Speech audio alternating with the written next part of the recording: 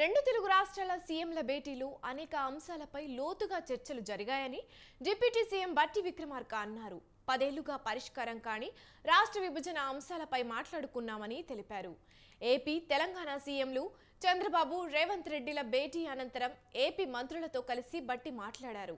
గత కొన్ని ఏళ్లుగా అపరిష్కృతంగా ఉన్న రాష్ట్ర విభజన సమస్యలను త్వరగా పరిష్కరించుకోవాలని నిర్ణయించుకున్నామని తెలిపారు. విభజన సమస్యల పరిష్కారం కోసం 2 కమిటీలు వేయాలని నిర్ణయించినట్లు తెలిపారు.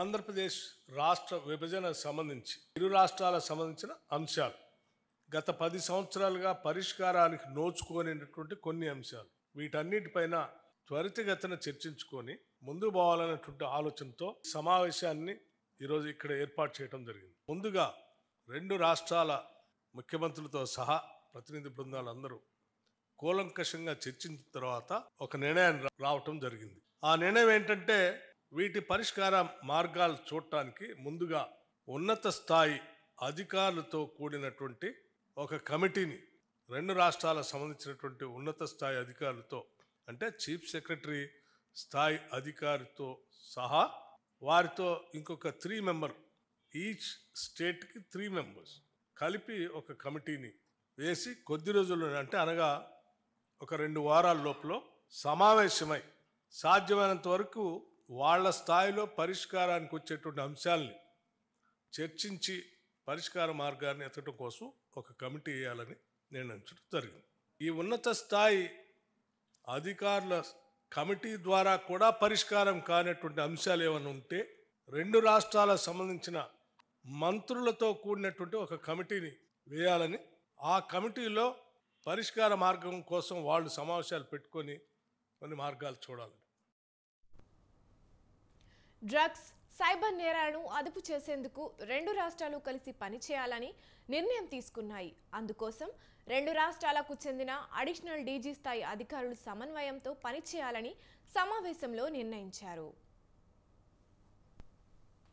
తెలంగాణ రాష్ట్ర ప్రభుత్వం ప్రతిష్టాత్మకంగా తీసుకున్నటువంటి యాంటీ నార్కోటిక్స్, అంటే డ్రగ్ ఫ్రీ రాష్ట్రంగా ఈ రాష్ట్రాన్ని తీర్చిదిద్దటం కోసం ఒక ప్రత్యేకమైనటువంటి డ్రైవ్ని తీసుకుంది. అడిషనల్ డీజీ స్థాయి అధికారులు నియమించి ఒక పెద్ద వ్యవస్థను ఏర్పాటు చేసి డ్రగ్స్ వ్యతిరేకంగా కఠినమైన నిర్ణయాలు తీసుకునేటట్టుగా ఒక కార్యాచరణ ప్రణాళిక తీసుకొని ముందుకు పోతా ఉన్నాం.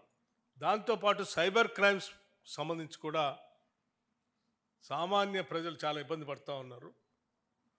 ఈ సైబర్ క్రైమ్స్ నుంచి కూడా, ఈ డ్రగ్స్ నుంచి కూడా రాష్ట్రాన్ని కాపాడాలనే ఉద్దేశంతో ముందుకు తీసుకొని పోతున్నటువంటి ఈ ప్రక్రియలో 2 రాష్ట్రాలు కూడా కలిసి ఒక కోఆర్డినేషన్ కమిటీ ద్వారా చేయగలిగితే ఇంకా పకడ్బందీగా వీటిని నియంత్రించడానికి అవకాశం ఉంటుంది. కాబట్టి వీటిని నియంత్రించడానికి అడిషనల్ డీజీ స్థాయిలో యాంటీ నార్కోటిక్స్ బ్యూరో స్థాయిలో ఎవరినైతే చీఫ్గా మనం నియమించామో ఆ అధికారి స్థాయిలో ఇక్కడి నుంచి అదే స్థాయి లో ఉన్నటువంటి ఆ రాష్ట్రం నుంచి ఉన్న అధికారితో ఇద్దరు కోఆర్డినేషన్తో ఈ అంశాలపైన పెద్ద ఎత్తున యుద్ధం చేసి ఈ ప్రమాదం నుంచి, మహమ్మారి నుంచి 2 రాష్ట్రాలని కాపాడుకోవటం కోసం ముందుకు పోవాలని ఒక విధానపరమైన నిర్ణయం కూడా నిర్ణయాలు తీసుకుంటామని ఏపీ మంత్రి అనగాని సత్యప్రసాద్ స్పష్టం చేశారు. గత కొన్ని ఏళ్లుగా అపరిష్కృతంగా ఉన్న రాష్ట్ర విభజన సమస్యలను త్వరగా పరిష్కరించుకోవాలని ఈ భేటీలో నిర్ణయించుకున్నామని తెలిపారు. డ్రగ్స్ నియంత్రణకు ఇకపై తెలంగాణ, ఏపీ కలిసి పనిచేస్తాయని చెప్పారు.